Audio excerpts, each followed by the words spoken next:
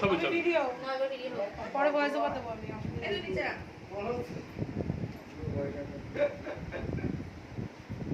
Hello everyone, তো তোমরা সবাই কেমন আছো? আশা করি সবাই ভালো আছো। তো আমিও ভালো আছি, তোমাদের আশীর্বাদে আমি ভালো আছি। তো দেখতে দেখতে আজকে আমার 17 বছর বিয়ে কমপ্লিট হলো, মানে আজকে মানে কমপ্লিট হলো, কালকে 18তে পা দিচ্ছি। তো এটুকুই বলবো, সবাই একটু আশীর্বাদ করো যেন যাতে আমরা যেন যুগ যুগ একসাথে থাকতে পারি, মানে ঝগড়া করে মারামারি করে সবকিছু করে যেন একসাথে থাকতে পারি। তুমি তো বলবা, তোমার মাথায় চুল উঠে গেছে এই একজনের জ্বালায়। আমি বলছি ক্যামেরাটাকে ঘুরিয়ে সবাইকে দেখাবো সবাই দেখাবো। তো গাইস আমরা সারা দিন আমাদের ঝামেলা হয়। তো আমি গোপালদার মাথায় একটু টুপিটা দিয়ে দিই। জিও নায়ক একদম।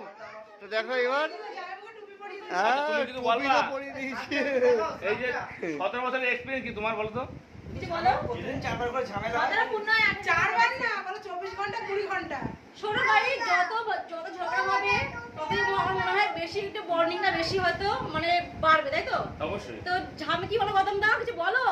আমি আর কি বলবো, গোপালদার দিকে আমি পুরো স্টপ। তো সত্যি বিশ্বাস করো, আজকে আমার ঘরে অনেকে এসেছে, আমি সত্যি খুব খুশি। আমি যেন এটুকুনি আশা করবো সবাই যেন প্রতি বছর যেন এভাবে আমাদের সঙ্গ দেয়, আমাদের বাড়িতে আসে। তো আমি খুব খুশি হব এর জন্য। আর আমি জীবনের প্রথম এসেছি, সত্যি তাও কথা। কোথাও যাইনি, আমি কোথাও যাইনি। হ্যাঁ। তো এদিকে আমি বলবো ক্যামেরাম্যান এদিকে ফোকাস করো ক্যামেরাম্যান।